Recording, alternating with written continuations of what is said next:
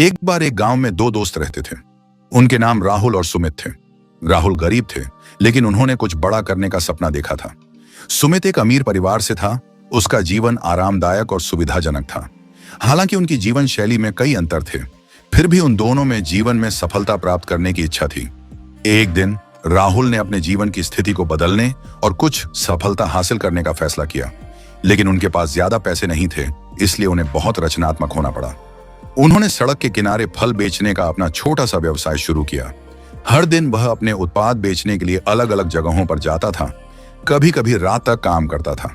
दूसरी ओर सुमित अपने खुद के व्यवसाय की योजना बना रहा था, लेकिन उसने कभी इसकी कोशिश नहीं की, क्योंकि उसके लिए सब कुछ आसानी से उपलब्ध था। उनके परिवार ने उनकी हर तरह से मदद की और उनका जीवन काफी आरामदायक था। सुमित हमेशा कहते थे, जितनी जल्दी मैं एक बड़ा व्यवसाय शुरू करूंगा, उतना आसान होगा।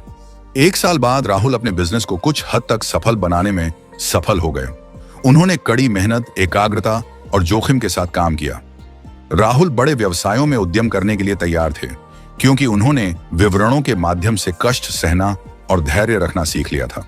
इस बीच सुमित का बिजनेस कभी चल नहीं पाया। उसने सोचा था कि उसकी दौलत सब कुछ ला देगी, लेकिन उसे एहसास हुआ कि जीवन में सफलता तब तक नहीं मिलेगी जब तक वह अपना काम और समय लगाना नहीं सीखेगा। आखिरकार वह मदद के लिए राहुल के पास गया।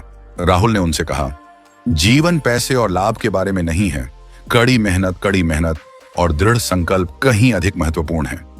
राहुल की बात सुनकर सुमित को एहसास हुआ कि जीवन में सफलता पैसे या आरामदायक जीवन शैली पर नहीं, बल्कि हमारी मेहनत, समय और सही फैसलों पर निर्भर करती है।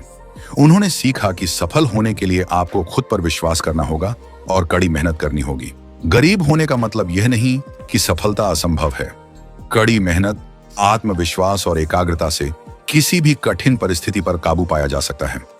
अमीर बनना सिर्फ पैसे कमाने का जरिया नहीं है।